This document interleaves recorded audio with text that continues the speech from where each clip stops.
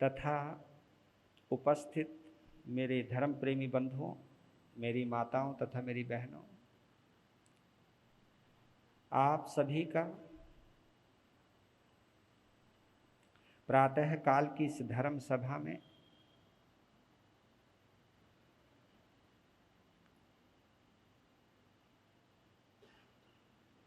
और तीर्थंकर की अनंत ऊर्जा से जोड़ने वाली इस दिव्य और भव्य कथा महावीर कथा में हार्दिक हार्दिक स्वागत करता हूँ और आप सभी के उज्जवल भविष्य की मंगल कामना करता हूँ।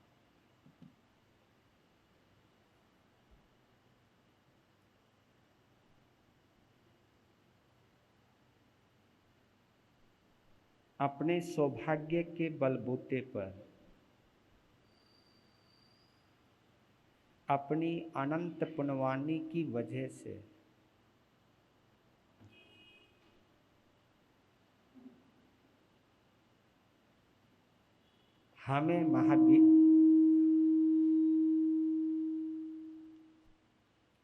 हमें महावीर की कथा से जुड़ने का सौभाग्य प्राप्त हो रहा है।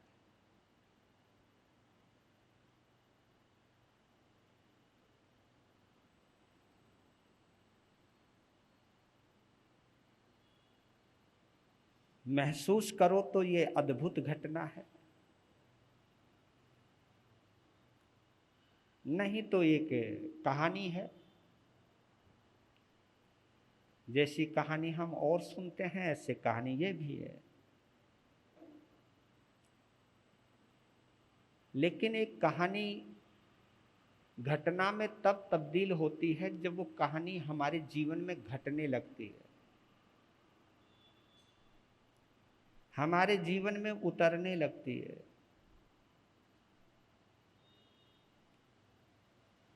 जब हम उस कहानी को सुनते ही नहीं हैं, बल्कि उस कहानी से जुड़े हुए पहलुओं को हम जीने लगते हैं, तो फिर वो एक कथा नहीं रहती, वो एक कहानी नहीं रहती, फिर वो हमारे लिए एक प्रेरणा बन जाती है।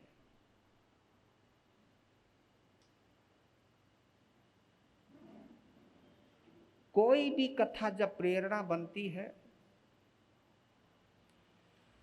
तो वही प्रेरणा हमारी भव्यता को निर्धारित करती है।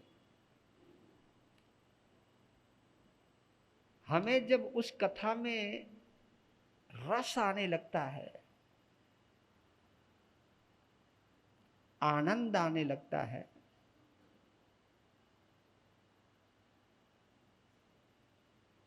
तो वो इस बात का प्रमाण पत्र है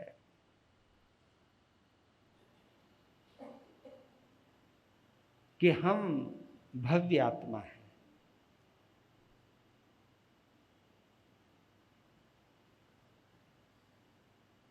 और ये कथा कोई भी, यहां तक कि वक्ता भी, श्रोता की तो बात छोड़िए,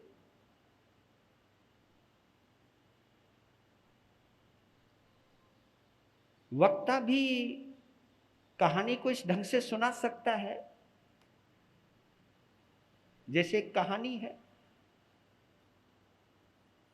लेकिन जब कहानी हमारी जिंदगी से जुड़ती चली जाती है तो हम उसमें डूबने लगते हैं, और डूबा हुआ व्यक्ति ऊबता नहीं है, उबासियां नहीं आती।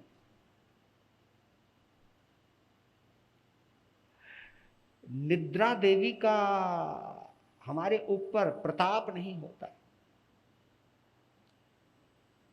निद्रा देवी की कृपा दृष्टि नहीं होती,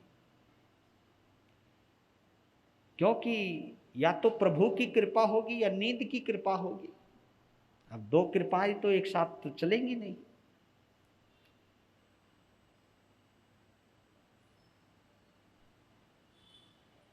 तो ये हमारे लिए बड़ा अद्भुत नजारा होता है। कथा के माध्यम से भी हम ये चिन्हित कर सकते हैं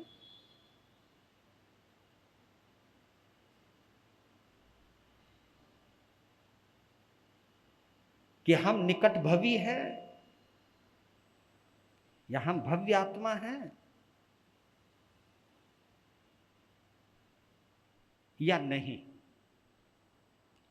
लीजिए,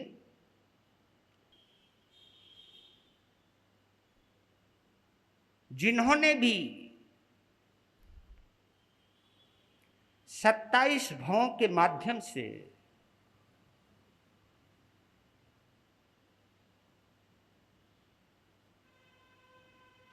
और वर्धमान बनने के बाद तीर्थंकर बनने तक और तीर्थंकर बनने के बाद मुक्ति में जाने तक, अगर महावीर के जीवन को कोई भी बारीकी से, बारीकी उसको कहते कि भक्ति भाव से, भावनात्मक ढंग से,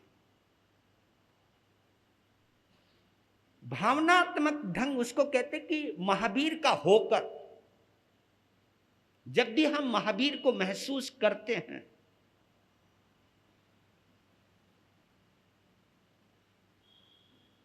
जब हमें लगता है कि हम महावीर के साथ ही चल रहे हैं, हम महावीर के साथ ही रह रहे हैं, महावीर मेरे सामने हैं, उनकी नजरों में हूं मैं, उनकी नजर मुझ पर है, मैं भी उन्हें देख सकता हूं। भक्ति की जो दृष्टि होती है बहुत सूक्ष्म होती है, सूक्ष्माति सूक्ष्म, यानी दीर्घ दृष्टि, दूर दृष्टि। जैसे आप दूरदर्शन पर, पहले उसका नाम दूरदर्शन था, अब तो पता नहीं क्या नाम है, मुझे मालूम नहीं।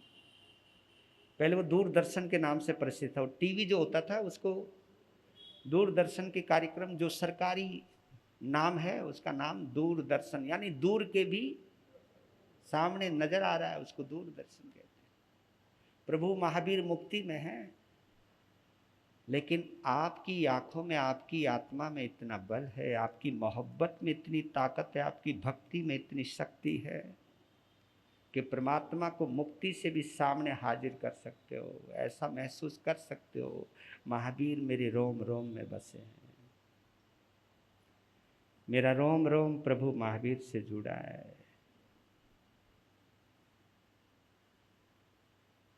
पता नहीं वो पल कब आएंगे। एक बहन कह रही थी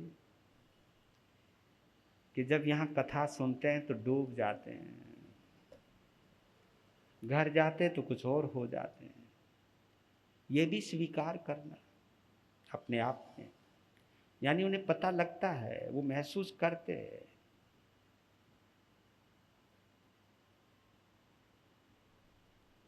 कि डूबते हैं तो हम कैसे होते हैं, जब उससे हटते हैं तो कैसे हो जाते हैं। ऐसे कईयों की बात है, लेकिन मैं कहता हूं कि डूबते रहो, डूबते रहो, चाहे थोड़े ही पलों के लिए सही, चाहे थोड़ी ही देर के लिए सही।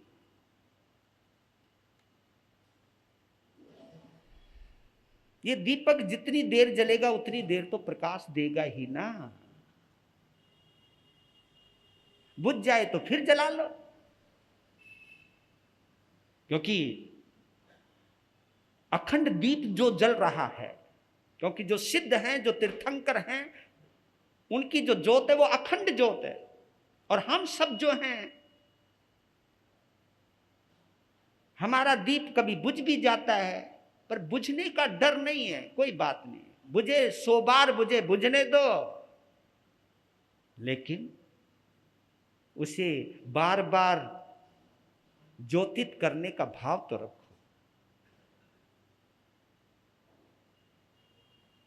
ये तो रखो कि कोई बात नहीं, कभी तो वक्त आएगा हमारा जलता बुझा दीप भी कभी अखंड ज्योत बनेगा, हमारा सामान्य दीप भी कभी अद्भुत दीप बनेगा। जलता हुआ प्रकाशित दीप बनेगा।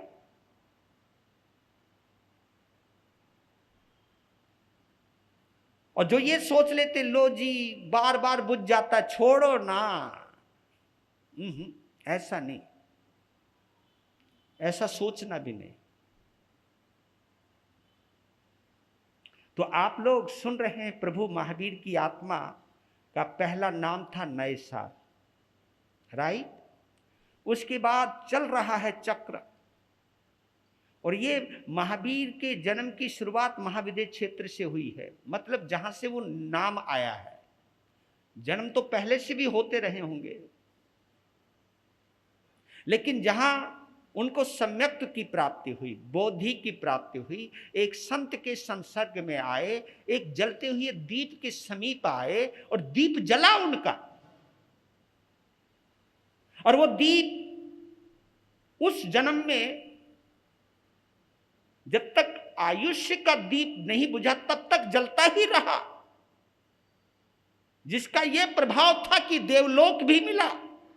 देवलोक के बाद इस युग के पहले प्रदीप, इस युग के पहले तीर्थंकर भगवान ऋषभ देव के कुल में पैदा होने का सौभाग्य मिला।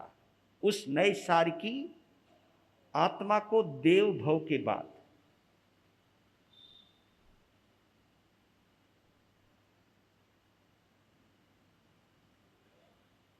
और उनके चरणों में दीक्षित होने का भी मौका मिला।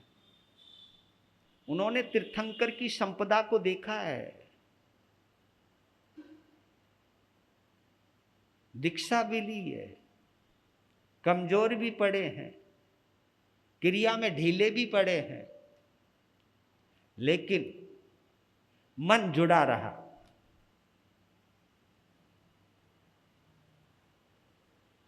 पर लेकिन अहंकार की वजह से थोड़ी गड़बड़ हो गई, और थोड़ा सा स्वार्थ की वजह से भी गड़बड़ हो गई।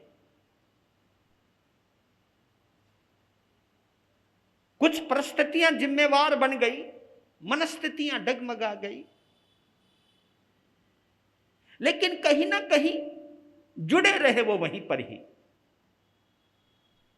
जिसके आधार पर, क्योंकि इस परिव्राजक परंपरा को उन्होंने इतनी शिद्दत से जिया था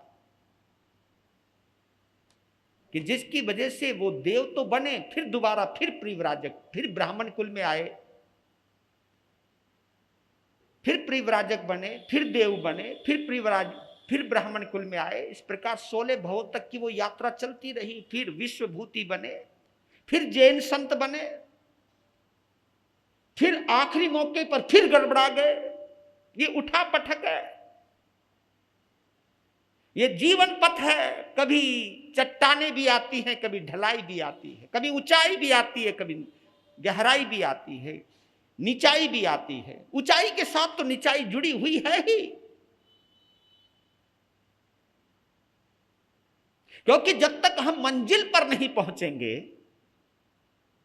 अगर जब तक हम राहगीर बने हुए हैं, राहगीर पथिक, रास्ते पर चलने वाले मुसाफिर बने हुए हैं, तो इस मुसाफिरी में, इस यात्रा में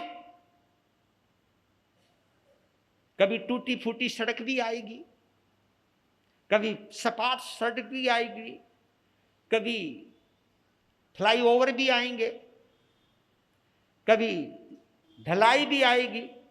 यात्रा है ना, क्योंकि अभी मंजिल पर नहीं पहुंचे हैं। तो अभी प्रभु महावीर की आत्मा यात्रा पर है। यात्रा समाप्त नहीं हुई है। यात्रा तो तभी समाप्त होगी जब वो आत्मा सिद्धालय में जाएगी। तो हम सभी भी यात्री हैं। हाँ, आपके घरों में कुछ होता है या हमारे संघ में कुछ होता है, हमारे साधु जीवन में भी कुछ होता है, ये सब उतार चढ़ाव आते ही रहेंगे।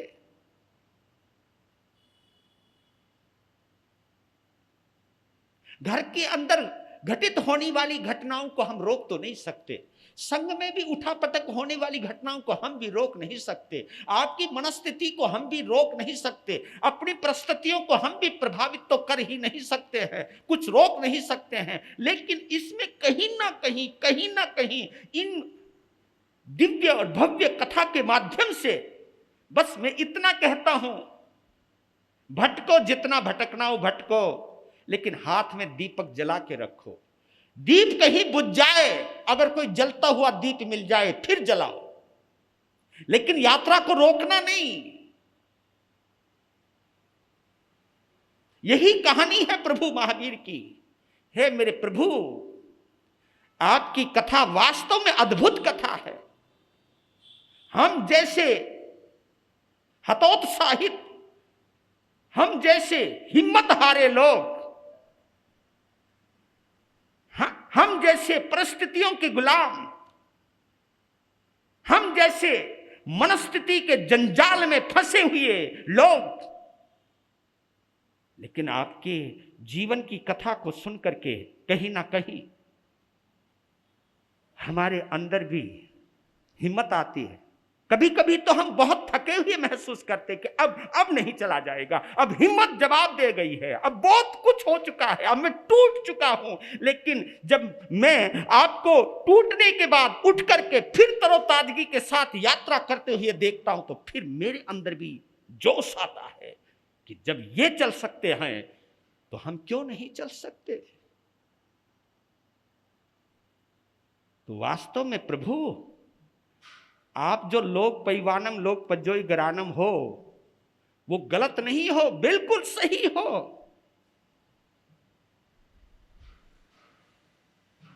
विमल राजा,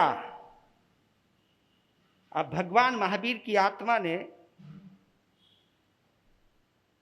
विमल राजा के रूप में जन्म लिया है।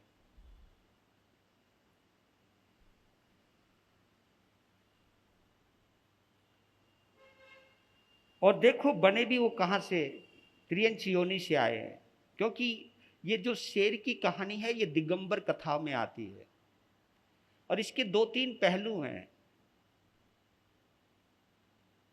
कईयों ने उनको देवलोक भी दिया है, कईयों ने उन्होंने नरक भी दिया है, कईयों ने उनको मनुष्य में भी दिया है। अब कौन सी सही है कौन सी गलत है, अब इनको चक्रों में पड़ना नहीं, जो हमारे समझ में आ जाए वहां से चल पड़ो। क्योंकि भैया कुछ बातें हमारे दिमाग में समझ में आने वाली है भी नहीं, उलझना नहीं। कई लोग उलझ जाते हैं, महावीर की कथा को लेकर कभी श्वेतांबरी भी उलझ जाते, दिगंबर भी उलझ जाते, क्योंकि दोनों की कथा में कहीं ना कहीं अंतर है। दिगंबर परंपरा में भगवान का विवाह नहीं दिखाया, हमने दिखाया।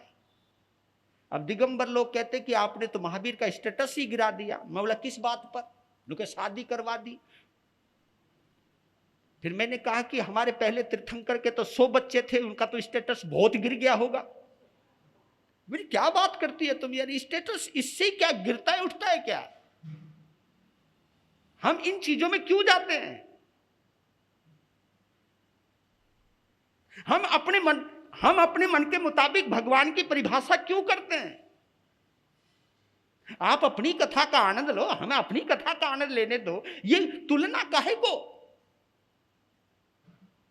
क्या फर्क पड़ता है? लेकिन मान्यताएं पकड़ लेती है इंसान को। मान्यताएं, वहां पे तो सपनों का भी चक्कर है। हमारे यहां तो 14 स्वप्न है, सतम ब्राह्मण में 14 स्वप्न है, वहां 16 स्वप्न है, 2 सपने बढ़ा रखे। अब भाई 16 करो या 14 करो, क्या फर्क पड़ता है? कई कहते जी फर्क पड़ता है, 14 में कम हो जाते हो इसलिए तुम कम हो, हम बड़े हैं। अब मैंने कहा कि कोई बात नहीं, 16 करके तुम बड़े हो जाओ, लेकिन महावीर तो तुम्हारे लिए भी जितने हैं, महावीर हमारे लिए भी उतने ही है।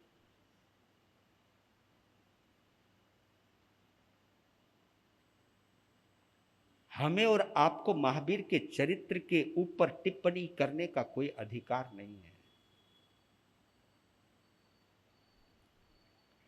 जब महावीर के चरित्र को हम ग्रहण ही नहीं कर पाए तो फिर उनके चरित्र पर उंगली उठाने का हक हमारे अंदर नहीं है। सोचना भी नहीं चाहिए, पर लेकिन कोई बात नहीं, मान्यताएं बड़ी प्रभावी हो जाती हैं। राजा विमल, और देखो कितने विमल हैं, विमल भाव से।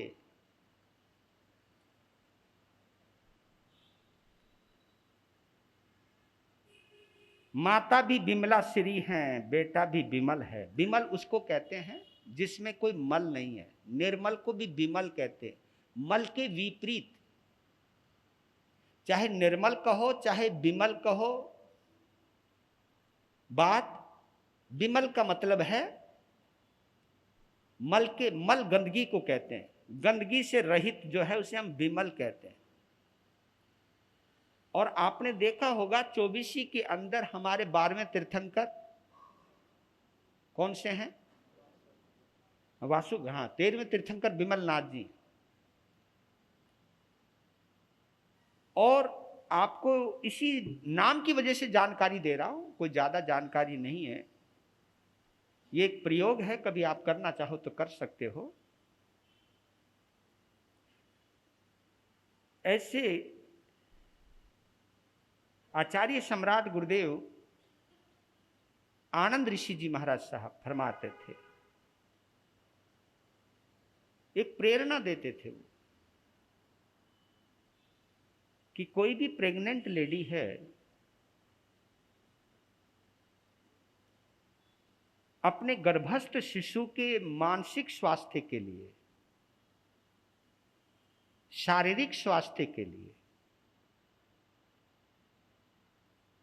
और उसके उत्तम भावों के स्वास्थ्य के लिए या भावों की सुरक्षा के लिए या गर्भस्थ शिशु के भावों के संतुलन को बनाने के लिए प्रेग्नेंट लेडी को ये आप बोल सकते हो, ओम श्री विमलनाथाय नमः। ओम श्री, ये 13वें तीर्थंकर हैं जो, उनका जाप जरूर करना चाहिए। क्योंकि आचार्य सम्राट गुरुदेव श्री आनंद ऋषि जी महाराज साहब तीर्थंकरों का ही जाप बतलाते थे। वो इसलिए बतलाते थे कि उन जैसी पवित्र ऊर्जा कहीं नहीं हो सकती, इवन देवी देवताओं में भी नहीं हो सकती, क्योंकि वो सुप्रीम पावर है, वो सर्वोच्च सत्ता है, क्योंकि वो तीर्थंकर हैं। अब तीर्थंकर से बड़ा तो कोई नहीं है आध्यात्मिक क्षेत्र में, आत्मा के क्षेत्र में।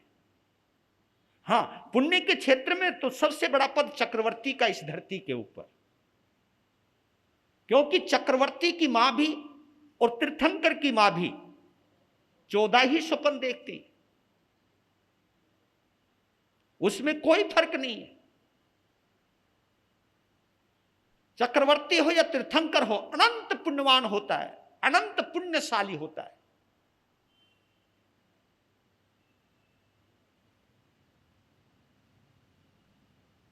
लेकिन चक्रवर्ती में और तीर्थंकर में एक अंतर आता है,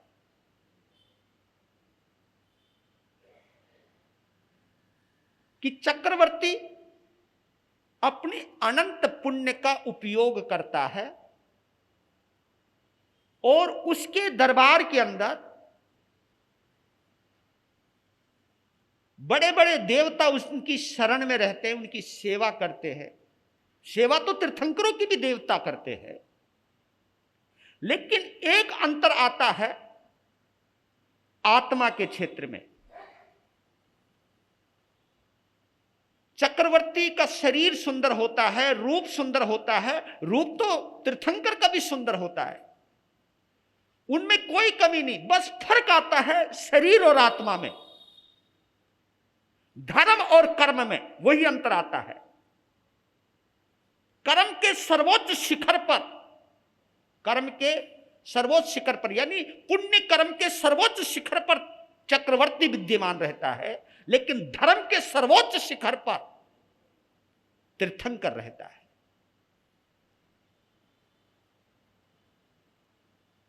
चक्रवर्ती जितना सर्वोच्च शिखर पर रहता है, अगर सिंहासन पर मर गया तो वो उतना ही नीचे जाने वाला है।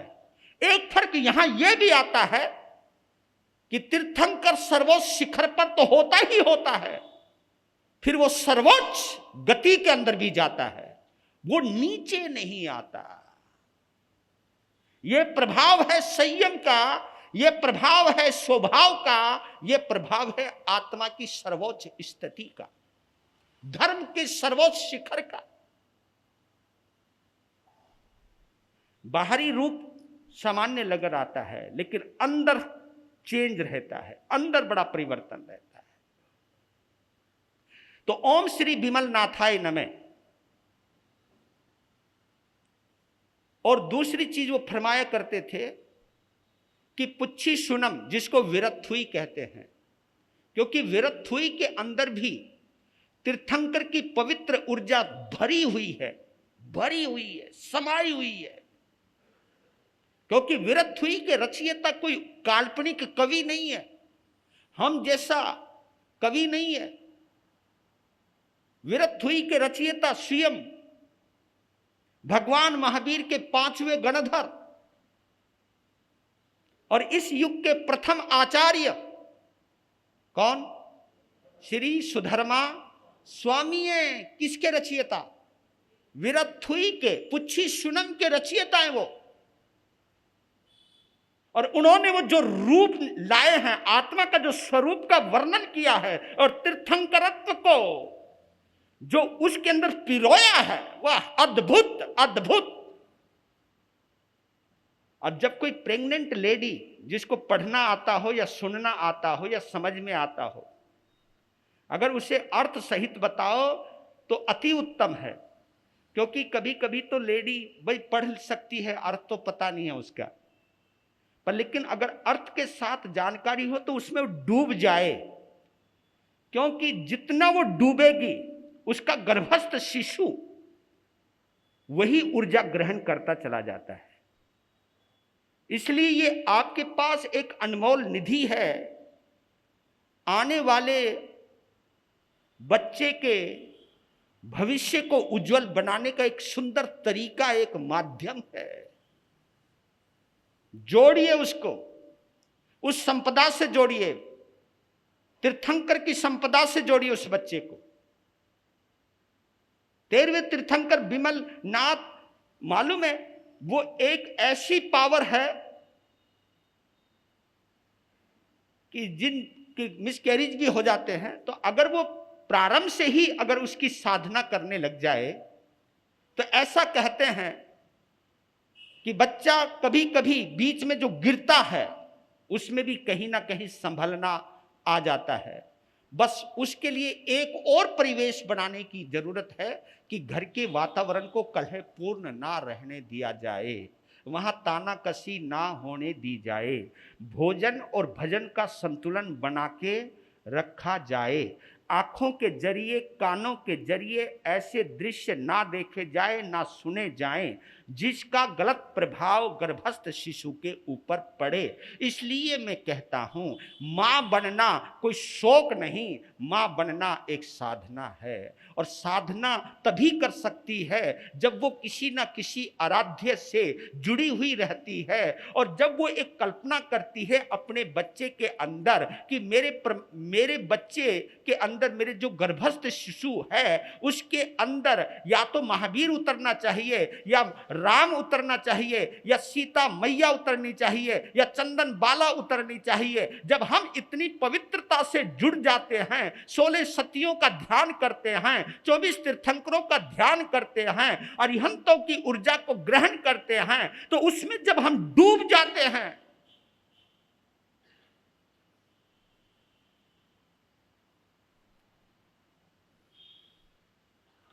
इसलिए कहता हूं कि गृहस्थ को भी धर्म कहा है। गृहस्थ धर्म है। हमारे धर्म को अनगार धर्म कहा है, तो तुम्हारे धर्म को आगार धर्म भी कहा है। हमको सन्यास धर्म का प्रणेता कहते तो तुम भी गृहस्थ धर्म के प्रणेता हो। कभी कभी तो तुम बड़े हो, क्योंकि तुम ना होते, तुम ना होते तो हम ना होते। ये शरीर वहीं से यहां आया है, इसलिए इसके निर्माण में कोताही मत बरती। अपने घर के वातावरण को बहुत शानदार बनाइए, क्योंकि आपके घर में एक नया मेहमान आने वाला है। उस मेहमान के रूप में कोई भगवती आ सकती है, कोई भगवान आ सकता है, कोई देवता आ सकता है, कोई फरिश्ता आ सकता है। बहुत बहुत बहुत बड़ी घटना है। इतनी बड़ी घटना है, एक मामूली पति पत्नी को, एक मामूली नर और नारी को माता पिता का दर्जा दिलाने आ रही है वो आत्मा। आपका स्टेटस बढ़ाने आ रही है वो आत्मा, आपका रुतबा बढ़ाने आ रही है वो, आपकी पद और प्रतिष्ठा बढ़ाने आ रही है वो आत्मा। तो उसकी भी प्रतिष्ठा का ध्यान रखें।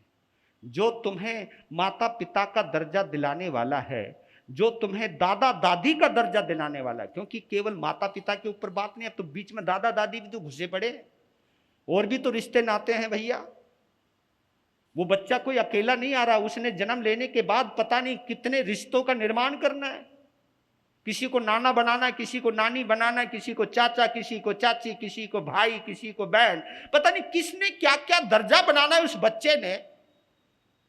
तो मेरे बंधुओं गौर कीजिए। पर लेकिन अगर आप उस बच्चे में दिव्य पुरुष की ऊर्जा को भरना चाहते हो, फिर आपको टीवी देखने से बचना होगा, फिर आपको टाइम पास करने के लिए वीडियो गेम खेलने से, क्योंकि वहां गेम में पता नहीं क्या क्या किस किस को मारते रहते हो, ये भी नहीं सोचता बच्चा भी कुछ सीख रहा है। इसलिए तो मैं कह रहा हूं कि आजकल के बच्चे हैं ना, हाथ में मोबाइल आते सब कुछ चलाना सीख जाते हैं। हम सोचने लगे यार बड़े बड़े लोग हो गए उनको नहीं आता।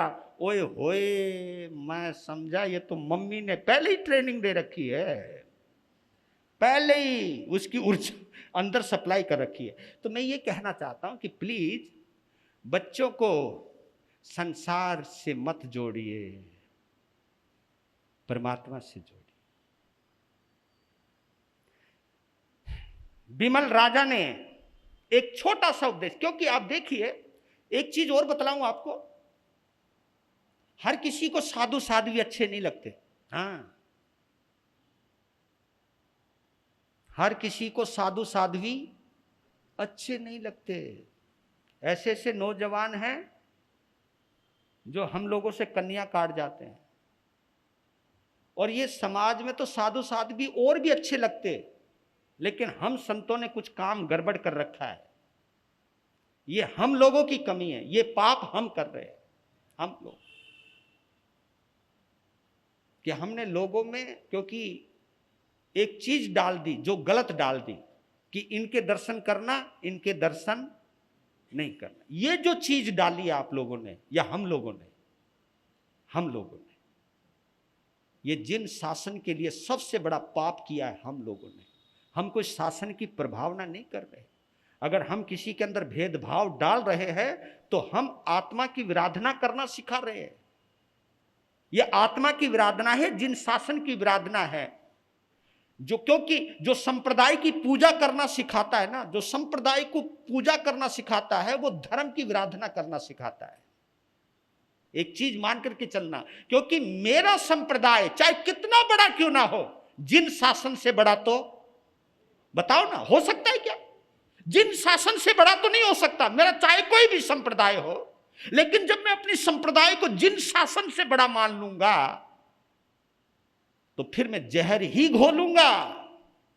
वो जहर चाहे तुम घोलो मेरे माध्यम से, चाहे तुम्हारे माध्यम से मैं घोलूं, जहर घोलने वाला जहरीला हो सकता है अमृत वाला नहीं हो सकता है। और याद कर लेना, इस जहर का असर आपके घर में भी पड़ने वाला है, आपके बच्चों में भी पड़ने वाला है। क्योंकि मैं साफ कहता हूं, जब कोई प्रेग्नेंट लेडी होती है, वो ये च्वाइस ना रखे कि मैंने इस साधु के दर्शन करने, इसके दर्शन नहीं करने। आप बच्चे को बचपन से भेदभाव करना मत सिखाना।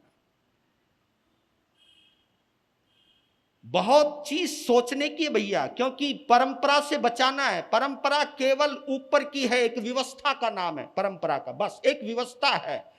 आस्था एक अलग चीज है, व्यवस्था अलग चीज है। स्थानकवासी व्यवस्था एक अलग चीज है, लेकिन आस्था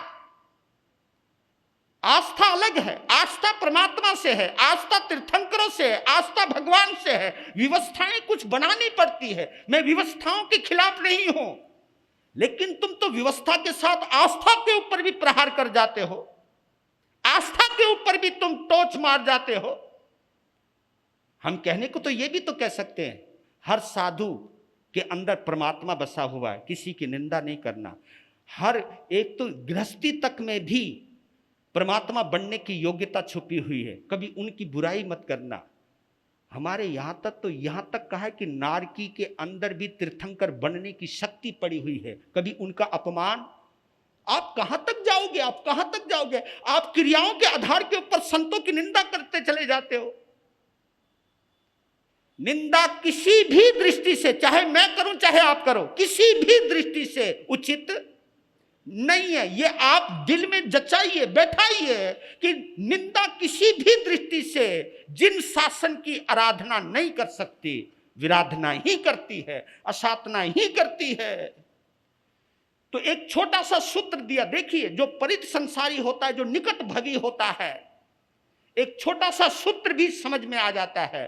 और मालूम है, राजा बिमल ने एक छोटे से सूत्र को समझकर ही, एक छोटा सा उपदेश सुनते ही दीक्षा ले ली थी।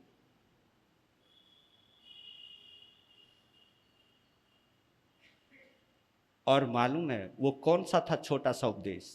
अप्पा सो परमप्पा। एक छोटा सा,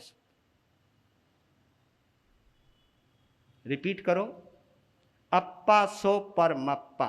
बोलो, अप्पा सो परमप्पा।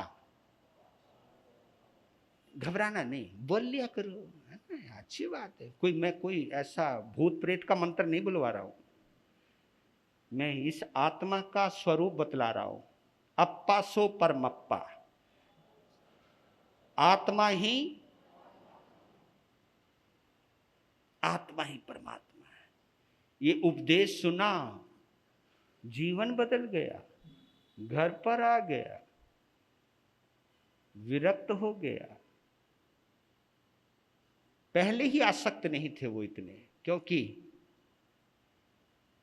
आसक्त व्यक्ति को विरक्त बनने में बहुत समय लगता है, और ये जन्म जन्म की साधना है।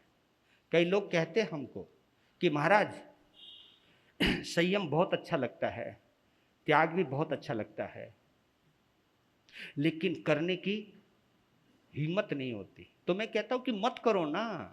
वो कहे तो क्या करे? अरे मैं बोला मत करो, तुमसे तपस्या नहीं होती ना, मत करो। तुमसे संयम नहीं पाला जाता, मत पालो। लेकिन जिनसे पाला जा रहा है उनकी अनुमोदना तो कर लो। उनकी, किन से ज्यादा संयम पाला जा रहा है, किन से थोड़ा संयम पाला जा रहा है, जो अगर थोड़ा सा भी संयम पाल रहे हैं उनकी अनुमोदना तो कर लो। मत पालो संयम, मत करो तपस्या, लेकिन जो तपस्या कर रहे हैं उनकी अनुमोदना तो कर लो। उसको तो नहीं रोका तुमको। लेकिन कभी कभी तो यहां तक होता है, जो हमारा दुश्मन अगर तपस्या करे तो अच्छो ना लगे। कमाल की बात है भाई। कोई बंदा समाई करना शुरू कर दे, तुम्हारे विचार ने मिले तो मालूम क्या कहते जी? पाखंडी है जी, बेकार है जी, वो ढोंगी है, बुगला भगत है। उनके क्यों? महाराज उसके बारे में सुनोगे तो आश्चर्य मानोगे। मैं बोला तू समाई करता है क्या? उनके नहीं। अरे कम से कम वो तो कर रहा है, उसको पाखंडी तो मत बता।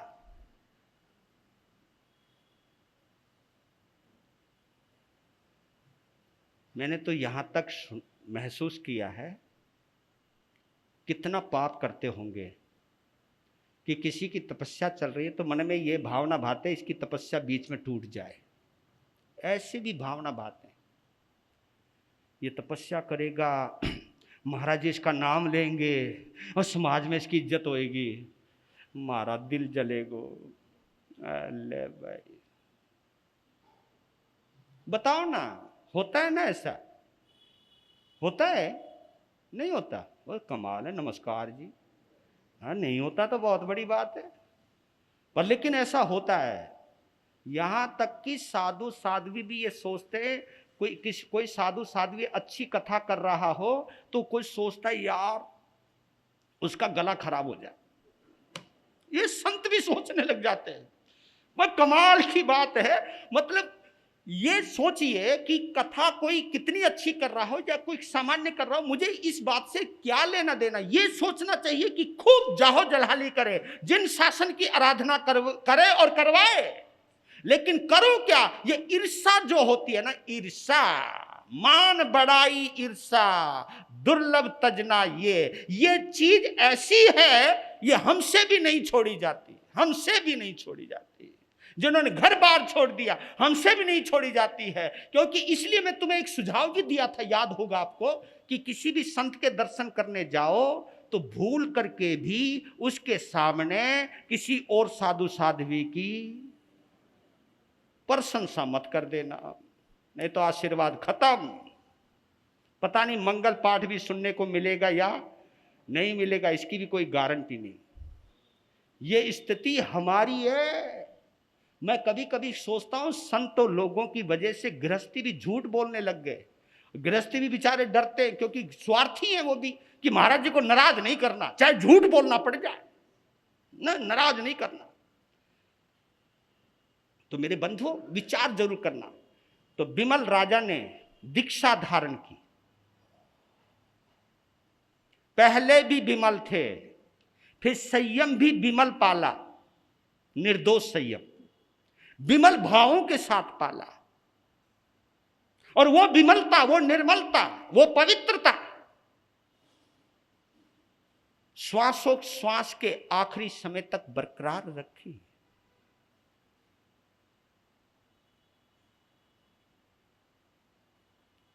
और अब बिमल राजा का जीव कहां आता है, याद है? महाविधेय क्षेत्र में। फिर महाविधेय क्षेत्र में गए। प्रभु महावीर की आत्मा कभी भरत क्षेत्र, कभी ये चलती रही है यात्रा। महाविधेय क्षेत्र के अंदर गए, मूका नगरी, और मूका नगरी के अंदर धनंजय राजा, धारणी रानी, और उस धारणी रानी ने 14 महास्वप्न देखे। महास्वप्न बोलते हैं,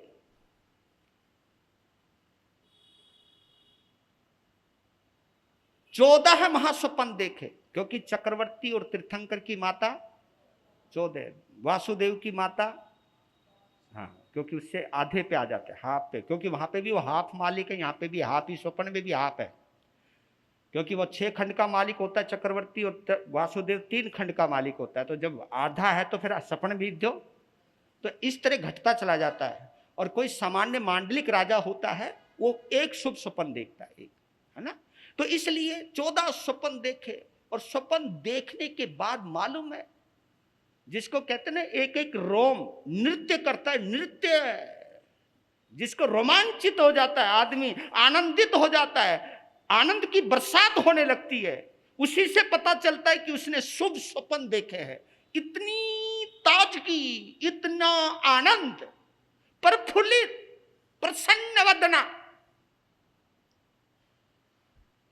एकदम बैठ गई, अपने पति के कक्ष में गई, उनके उठने की प्रतीक्षा करी, लेकिन उठने की प्रतीक्षा करने की जरूरत नहीं। पहले कमाल की चीज होती थी, मतलब कनेक्शन कहाँ जुड़ा रहता था, वाह। मतलब आदमी आदमी किस तरह जुड़ता था, मैं सोचता हूं कभी कभी। एक माँ जब सोती है ना अपने बिस्तरे पर, बाहर नगाड़े बज रहे हों तो भी नींद नहीं खुलती, लेकिन बच्चा जब करवट बदलता है, क्यों बताओ? क्योंकि वो अंदर से जुड़ी। इसलिए कहता हूं कि भगवान से जब तुम अंदर से जुड़ोगे ना, तो थोड़ी सी भी गलती हो जाएगी, तुरंत पता लग जाएगा हाँ मेरे से गलती हो गई। इसलिए कहता हूं कि इसलिए ये समय को सार्थक करवाना चाहता हूं, ये कथा को सार्थक करवाना चाहता हूं, महावीर को आपके पास इतना ले जाना चाहता हूं कि आपको हर गलती का पता चल जाए। समय आपका हुआ है, आज इतना ही ठीक है ना, पंगा तो नहीं है, कल फिर लेते हैं।